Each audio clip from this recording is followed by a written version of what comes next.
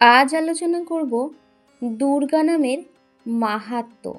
দুর্গা নামটি অজেয়, অপরাজেয় এবং দুর্গম বা কঠিন। দুর্গা শব্দের অর্থ যিনি দুর্গমকে নাশ করেন বা যিনি দুর্গম নামক অসুরকে বধ করেন।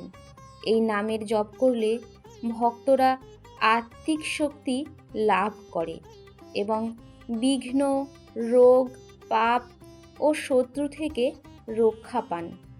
শব্দ কল্পরুদ্রম অনুযায়ী যিনি দুর্গম নামক অসুরকে বধ করেছিলেন তিনিই দুর্গা।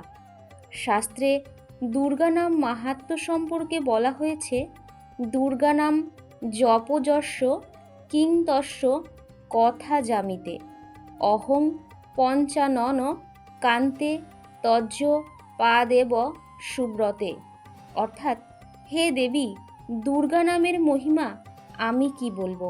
এই নাম জপের কারণেই আমাকে পঞ্চানন বলা হয়ে থাকে।